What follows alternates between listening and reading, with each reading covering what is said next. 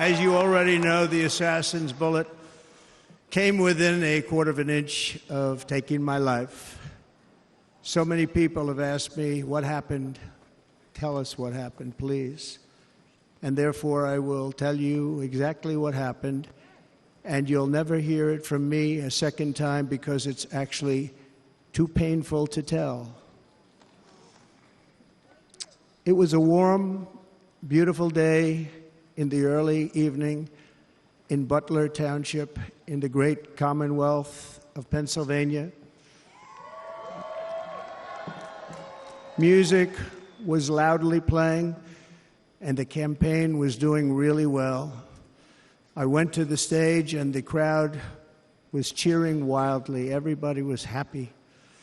I began speaking very strongly, powerfully, and happily, because I was discussing the great job my administration did on immigration at the southern border. We were very proud of it.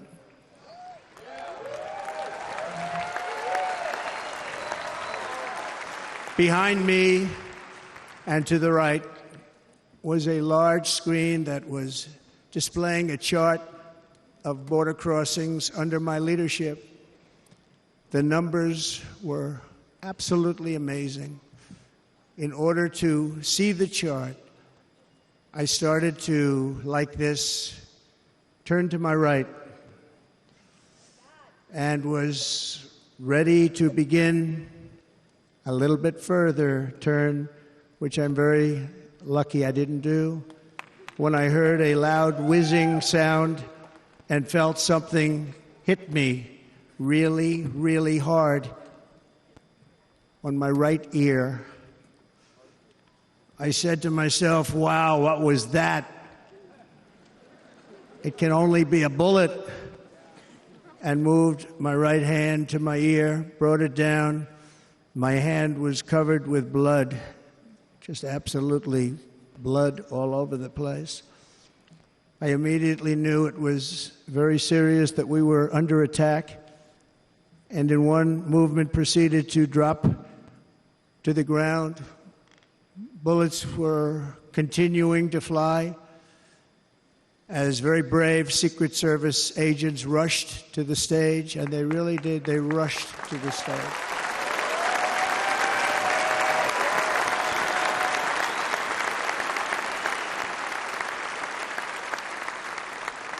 These are great people at great risk, I will tell you, and pounced on top of me so that I would be protected.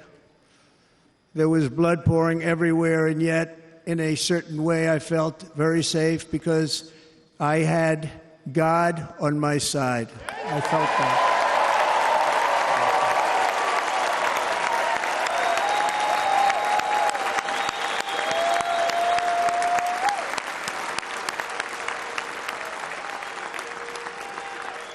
The amazing thing is that prior to the shot, if I had not moved my head at that very last instant, the assassin's bullet would have perfectly hit its mark, and I would not be here tonight. We would not be together.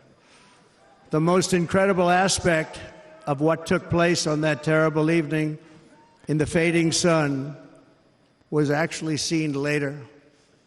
In almost all cases, as you probably know, and when even a single bullet is fired, just a single bullet, and we had many bullets that were being fired, crowds run for the exits or stampede, but not in this case. It's very unusual.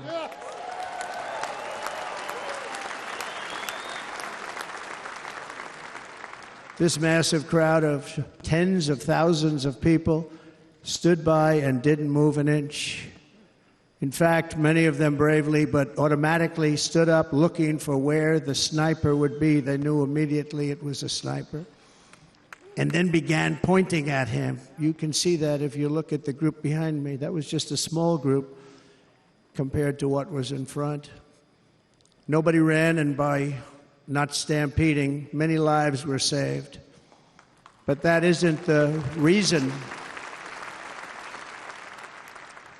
that they didn't move. The reason is that they knew I was in very serious trouble. They saw it. They saw me go down.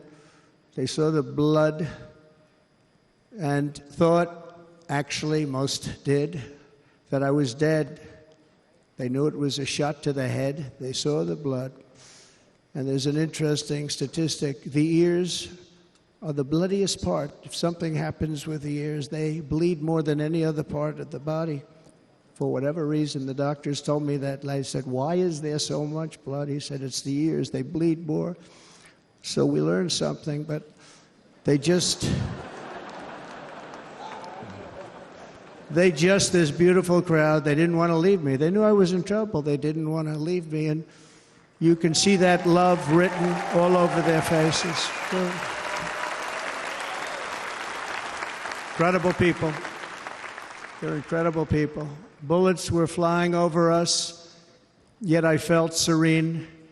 But now the Secret Service agents were putting themselves in peril. They were in very dangerous territory. Bullets were flying right over them, missing them by a very small amount of inches.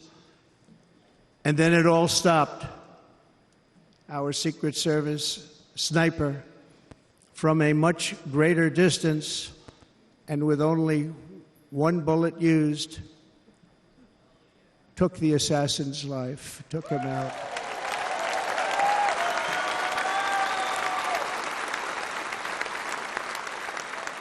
I'm not supposed to be here tonight.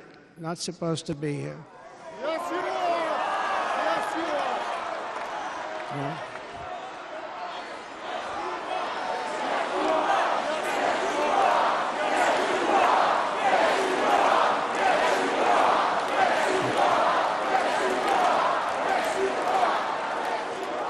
Thank you. But I'm not. And I'll tell you, I stand before you in this arena only by the grace of Almighty God.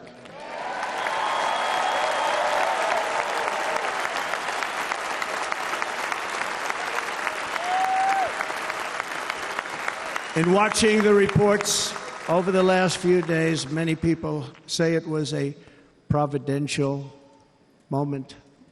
Probably was. When I rose, surrounded by Secret Service, the crowd was confused because they thought I was dead, and there was great, great sorrow. I could see that on their faces as I looked out. They didn't know I was looking out. They thought it was over. But I could see it, and I wanted to do something to let them know I was okay. I raised my right arm, looked at the thousands and thousands of people that were breathlessly waiting, and started shouting, "Fight, fight, fight."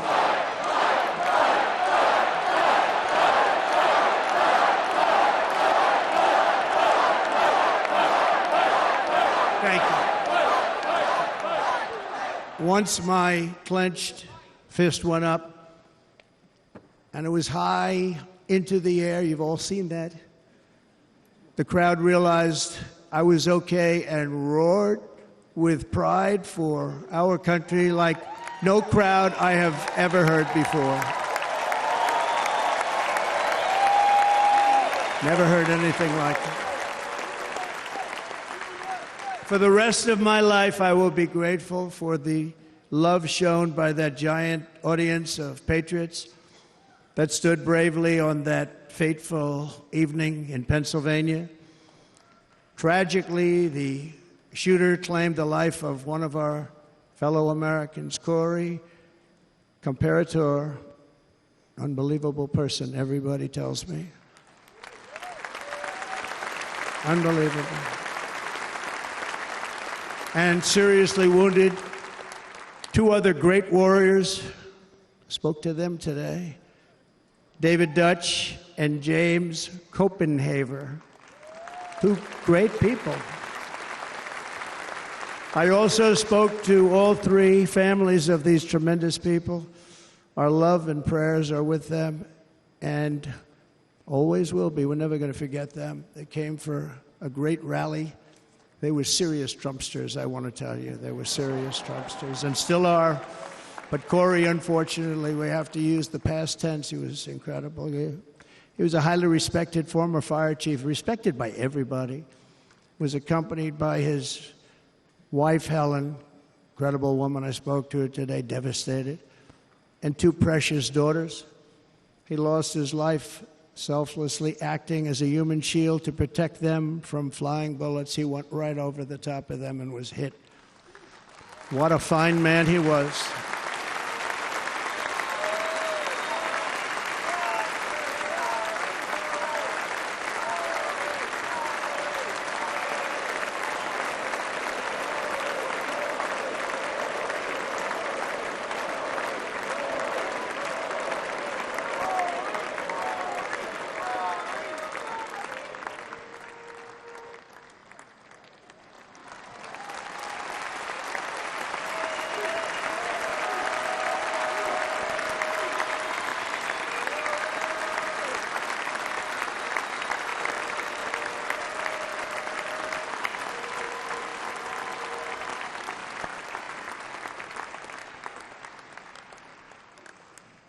I want to thank the fire department and the family for sending his helmet, his outfit, and it was just something, and they're going to do something very special when they get it. But we did something which cannot match what happened, not even close.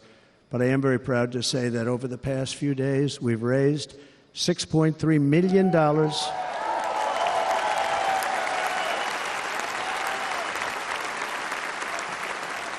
for the families of David, James, and Corey, including from a friend of mine just called up. He sent me a check right here. I just got it. $1 million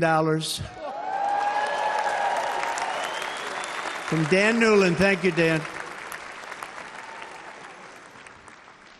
And again, when speaking to the family, I told them, I said, well, I'm going to be sending you a lot of money, but it can't compensate. They all said the same thing. You're right, sir. We appreciate so much what you're doing, but nothing can take the place in the case of Corey. And the other 2, by the way, they were very, very seriously injured, but now they're doing very well. They're going to be okay. They're going to be doing very well.